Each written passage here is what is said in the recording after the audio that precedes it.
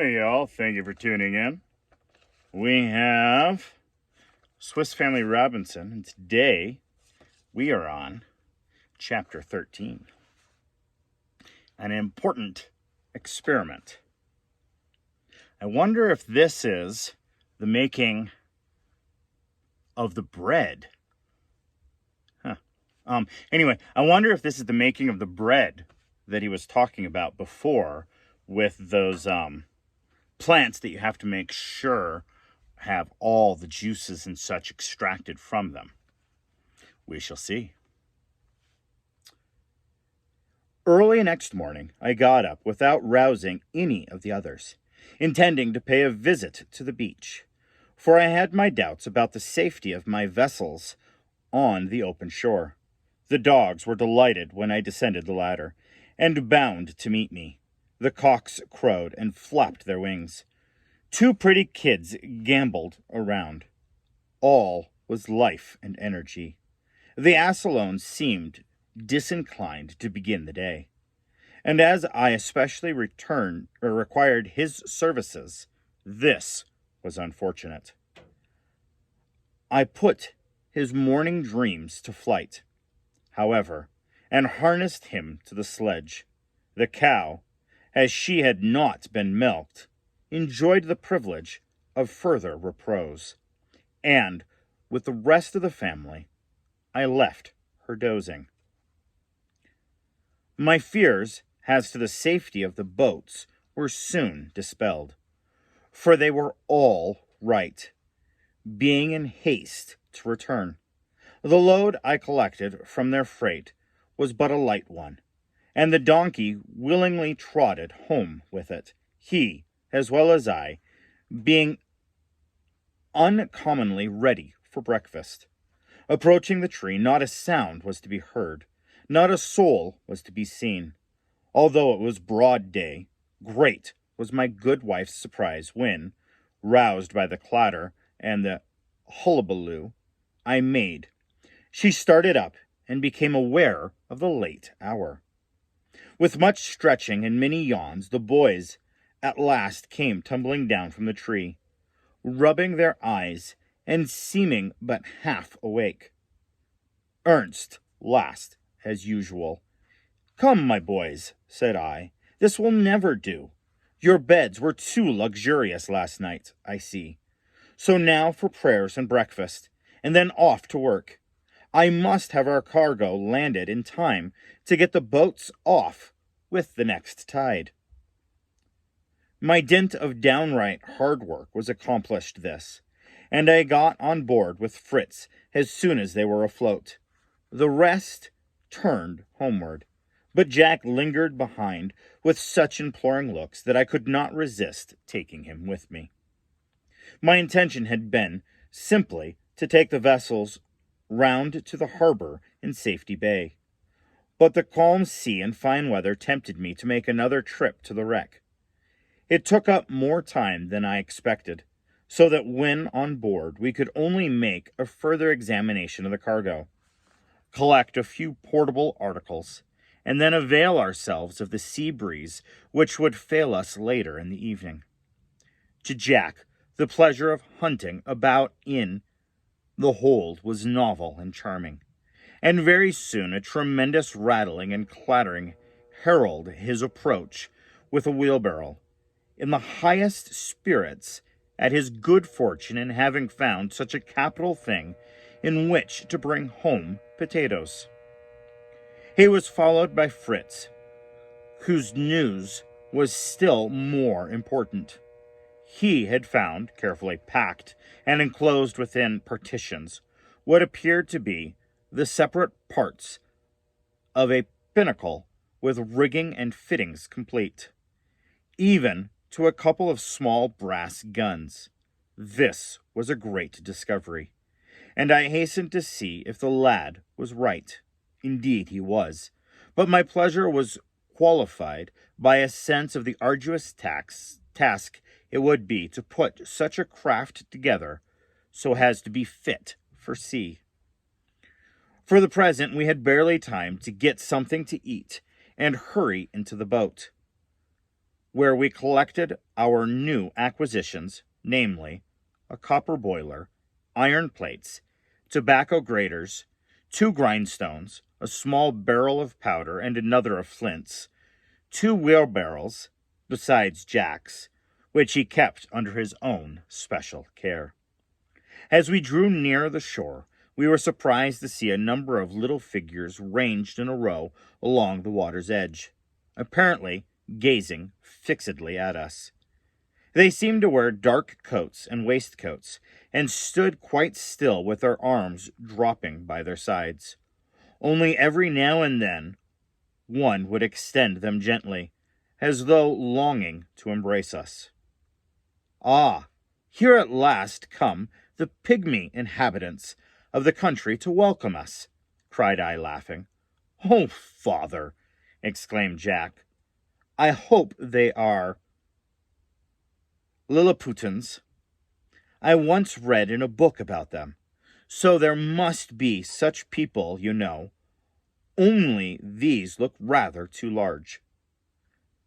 You must be content to give up the Lilliputans and accept penguins, my dear Jack, said I.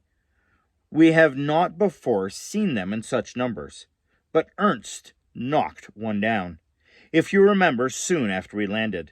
They can neither fly nor run. We were gradually approaching the land as I spoke, and no sooner was the water shallow than out sprang Jack from his tub, and wading ashore, took the unsuspecting birds by surprise, and with his stick laid 6, right and left, either stunned or dead at his feet. The rest escaped into the water, dived, and disappeared. As these penguins are disagreeable food on account of their strong, oily taste, I was sorry Jack had attacked them. But, going to examine them when we landed, some of the fallen arose from their swoon and began solemnly to waddle away, upon which we caught them, and tying their feet together with long grass, laid them on the sand to wait until we were ready to start. The 3 wheelbarrows then each received a load. The live penguins, seated gravely, were trundled along by Jack, and away we went at a great haste.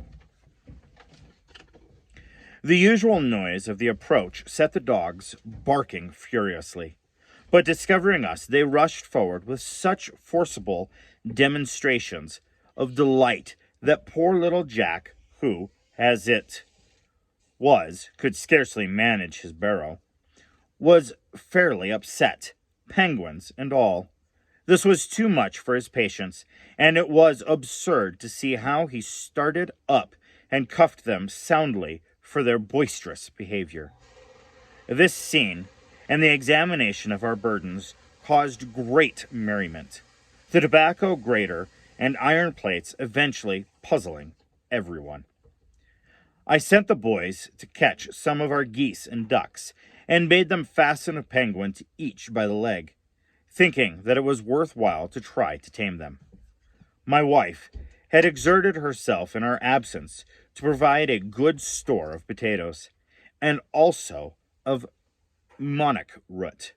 I admired her industry, and little Franz said, "Ah, father, I wonder what you will say when mother and I give you some Indian corn, and melons, and pumpkins, and cucumbers."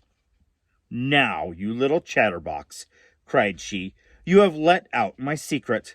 I was to have the pleasure of surprising your father when my plants were growing up."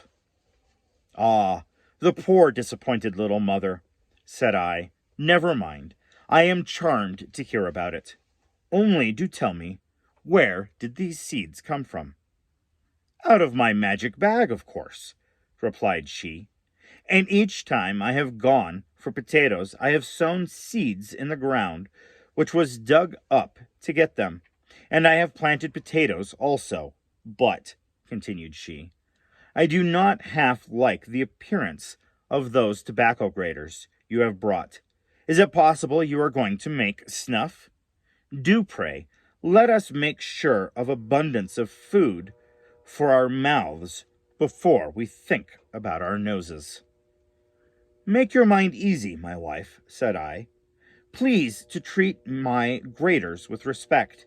However, because they are to be a means of providing you with, first, fresh bread, you have seen this many a long day. What possible connection can there be between bread and tobacco graters? I cannot imagine what you mean. And to talk of bread where there are no ovens is only tantalizing. Ah, you must not expect real loaves, said I, but on these flat iron plates I can bake flat cakes or scones, which will be excellent bread. I mean to try at once what I can do with Ernst's roots. And first of all, I want you to make a nice strong canvas bag.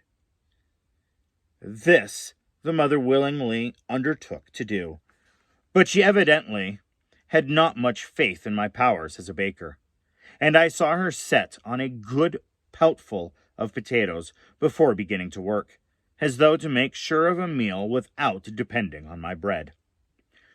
Spreading a piece of sailcloth on the ground, I summoned my boys to set to work. Each took a grater and a supply of well-washed mannock root. And when all were seated round the cloth, once, twice, thrice off, I cried, beginning to rub a root as hard as I could against the rough surface of my grater. My example was instantly followed by the whole party, amid bursts of merriment, as each remarked the funny attitude and odd gestures of his neighbors while vehemently rubbing, rasping, grating, and grinding down the roots allotted to him. No one was tempted by the look of the flour to stop and taste it, for in truth it looked much like wet sawdust. "What is the good of pressing this, father?" inquired Ernst. "It is in order to extract the sap, which contains poison. The dry pith is wholesome and nourishing. Still, I do not mean to taste my cakes until I have tried the effect on our fowls and the ape." By this time our supply of roots having been reduced to damp powder, the canvas bag was filled with it, and tying it tightly up, I attempted to squeeze it, but soon found that mechanical aid was necessary in order to extract the moisture. My arrangements for this purpose were as follows. A strong, straight beam was made flat on one side. Smooth planks were laid across two of the lower roots of our tree. On these were placed the sack, above the sack another plank, and over that the long beam. One end was passed under a root near the sack, the other projected far forward. Into that we attached all the heaviest weights we could think of, such as an anvil, iron bars, and masses of lead. The consequent pressure on the bag was enormous, and the sap flowed from it to the ground. "Will this stuff keep any time?" inquired my wife, who came to see how we were getting on. "Or must all this great bagful be used at once? In that case, we shall have to spend the whole of tomorrow in baking cakes." "Not at all," I replied. "Once dry, the flour in barrels will keep fresh a long time. We shall use a great deal of this, however, as you shall see." "Do you think we might begin now, father?" said Fritz.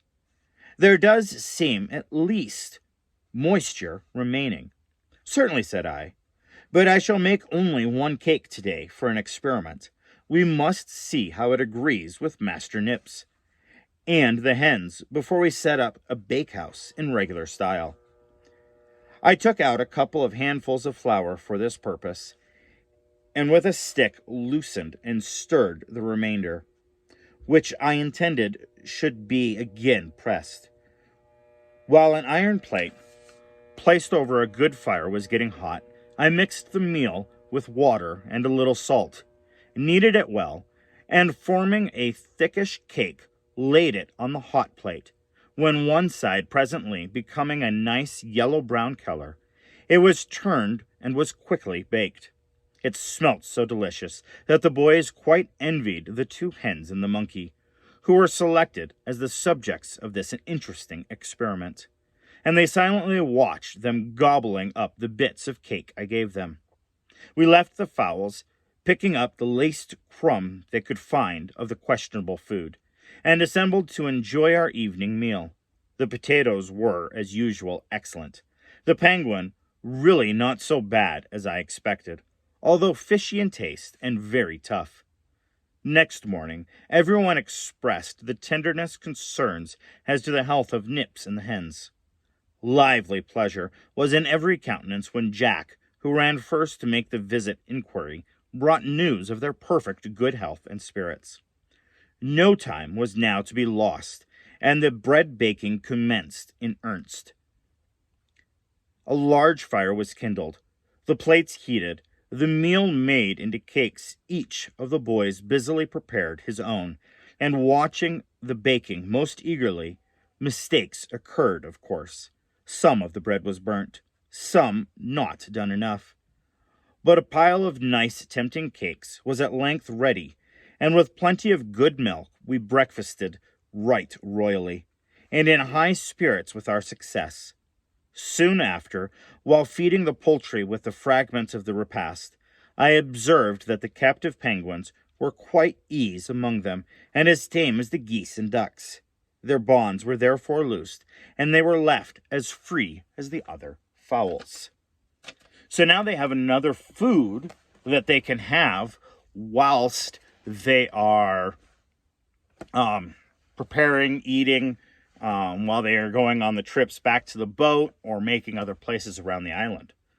And bread can keep a little different and can provide some good nourishment or good food. Anyway, what else do you think that these guys will be able to come up with that they can make on this island and or be able to procure from this island? Let me know down in the comments down below. And thank you guys so much for tuning in today. And you have a wonderful and blessed day.